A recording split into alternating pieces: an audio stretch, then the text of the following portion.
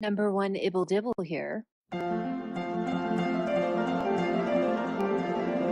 Hello, friends, and welcome to part 2 of Meghan in Vogue. Covergirl! Chapter 4, Yellow Journalism. Here's the undeniably cluttered, inelegant cover. The first shot by Peter Lindbergh for British Vogue since the September 1992 cover. I wonder if that was some sort of jab at Schulman. She hadn't worked with Lindbergh at all during her tenure, so Megzy and Eddie were going to thumb their noses at her by reintroducing him with the black and white shots reminiscent of his iconic work from 25 years ago. It makes me wonder who is bitchier, Eddie or Megzy, and also makes me a bit sad because Lindbergh died September 3rd, 2019. This mess is his second to last cover. The last cover he shot was Vogue Arabia, October 2019. The concept is that the reader is supposed to picture herself in the empty rectangle among these other forces for change. But that's not really what Vogue is about, is it? Vogue is about style, beauty, and accomplishments are of secondary and tertiary importance. For that reason, gathering all these women in this manner has a very freaks and geeks vibe. Of the 15 rectangles, 9 are occupied by women of color, 1 is trans, 1 is a child, 1 is a little person. According to the Sussex Royal Instagram at the time, quote, "The Duchess chose a diverse selection of women from all walks of life, each driving impact in raising the bar for equality, kindness, justice, and open-mindedness," end quote. But of the 15, 10 are slashes. Model slash actress slash fill in the blank good causers. That's not to detract from the good work these women have done. I'm a huge fan of Jane Fonda, for example. It's simply to say that Meghan was attempting to network with the rich, powerful,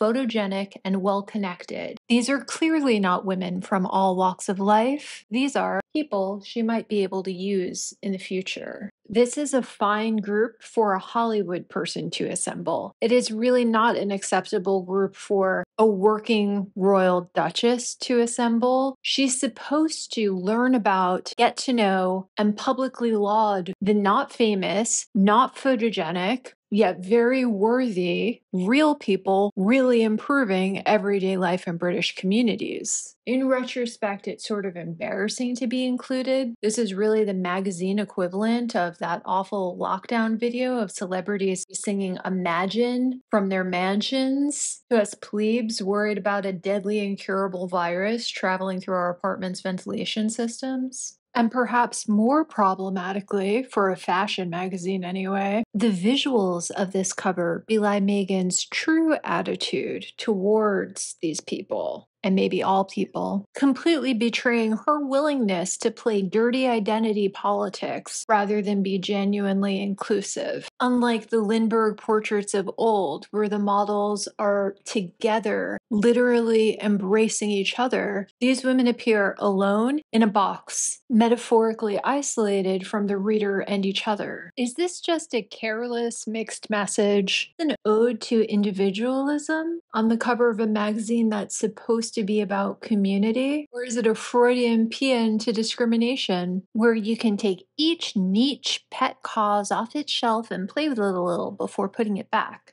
How did Edward, who's been kicking around in British fashion publishing since 1988, not see this? Is it because he wasn't 1000% qualified for his job before he got it? Or were pound and dollar signs flashing in his eyes while he visualized the potential benefits of climbing into royal circles? Either or both of those reasons might be a part of it, but I think the real reason is deliciously bitchy and pathological. This cover might have been Edward convincing Meghan to take 2 of Alexandra's most famous covers and put them together in the ugliest amalgam possible, telling her it was brilliant and she was a genius. Vogue's 90th anniversary cover in 2006 was a colorful collage of covers that looked great and was a bestseller. And this mirror concept is copying Alexandra's December 1999 special Millennium issue. In an October 2017 op-ed for Business of Fashion titled "What Makes a Great Magazine Editor?", aka Alexandra's last day of giving a single solitary fuck at Vogue, which most people took as a veiled swipe at Edward, Alexandra wrote, quote,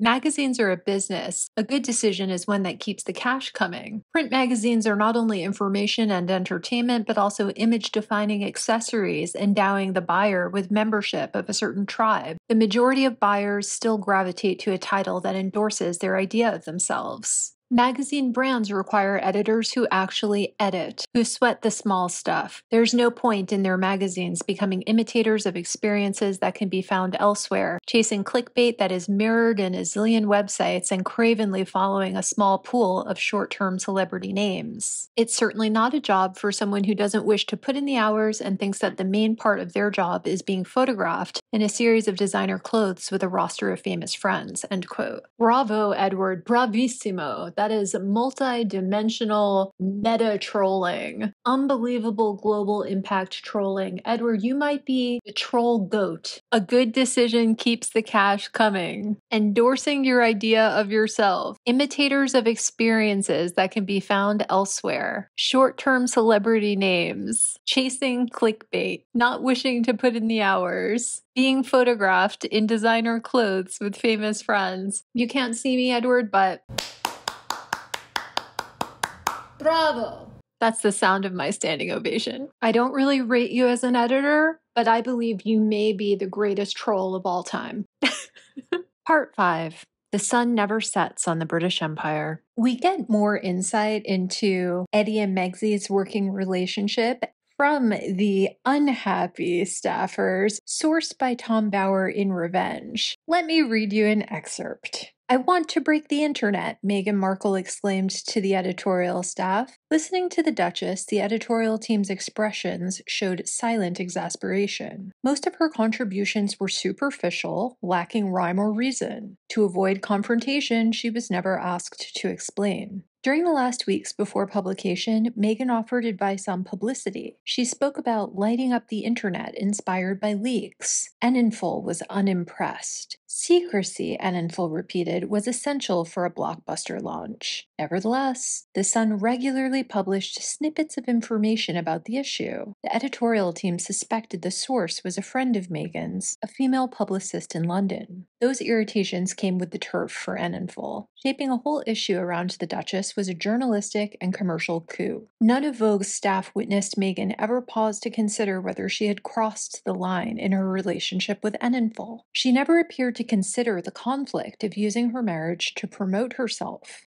Meghan was uninterested in the boundary that Prince William had identified in a 2017 TV documentary. In a measured way, William had grasped the nettle regarding a royal's public openness with the media. Quote, "One lesson I've learnt is you never let them in too far because it's very difficult to get them back out again. You've got to maintain a barrier and a boundary because if you cross it, a lot of pain and problems can come from it." End quote. Meghan was dismissive of that caution. Thrilled by the opportunity, she would never have thrown it away. Enninful and Meghan had selected 15 women identified as game changers who reshape society in radical and positive ways. Among them were the primatologist Dian Fossey, whose life was devoted to saving Rwandan gorillas until her murder in 1985, 82-year-old Jane Fonda, Bonnie Hammer of NBC, who cast Meghan in Suits, Joni Mitchell, the singer-songwriter, and Toni Morrison, the winner of the Nobel Prize for Literature. There was also the transgender actor Laverne Cox, Adwa Aboa, a model, Gemma Chan, an actress, Ramla Ali, a boxer,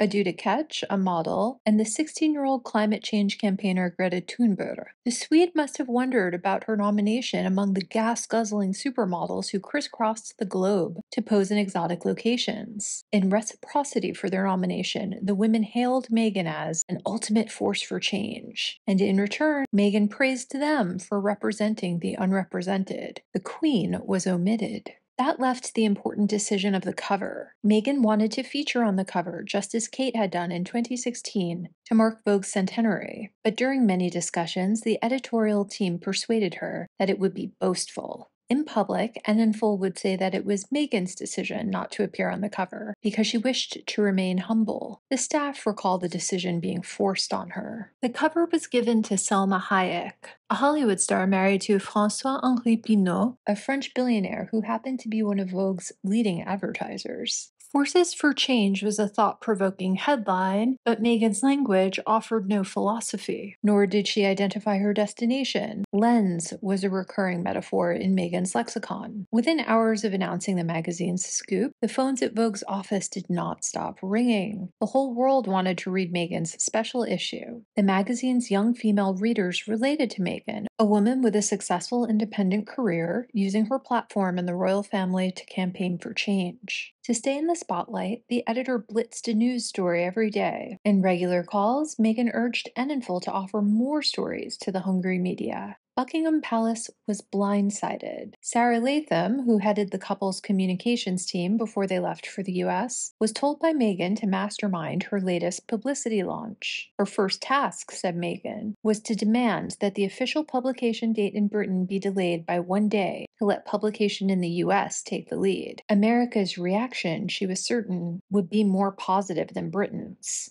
Meghan's order revealed that she was relying on her American advisors and hoped that a palace request to Enninful would be obeyed. Once Latham's demand was rejected, the relationship between Meghan and Vogue's staff deteriorated. Kelly Thomas Morgan called to tell Vogue that she, rather than Latham, would be representing Meghan's interests, and therefore also Vogue's. Enninful rejected that demand. In the battle between Latham's aggressive demands on behalf of the palace and the Los Angeles publicist, Enninful sided with the local power, namely the palace. His decision was questioned by Meghan. Within hours, their dispute was drowned out by a wave of antagonistic comments published in the British media. Damned by the Sun as a Trump-hating Corbynista left-winger, Meghan's virtue-signaling Vogue was called an epic misjudgment. So it sounds like Edward won at Meghan's game. He was willing to let her ruin a September issue, even temporarily lessen the integrity of Vogue itself as a fashion Bible, in exchange for all the publicity and sales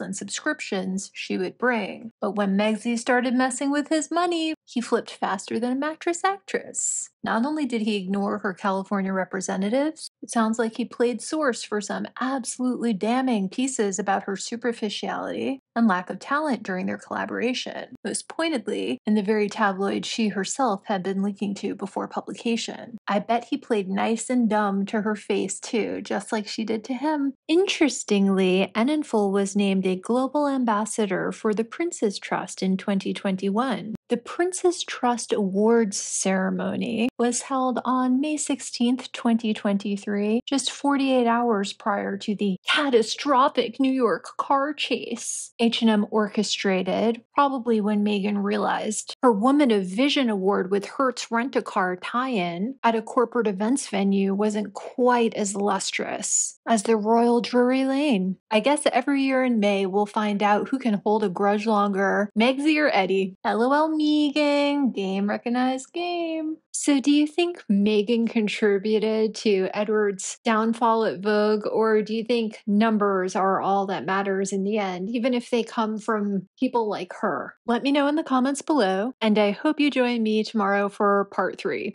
Toodles! Don't forget to like, share, and subscribe.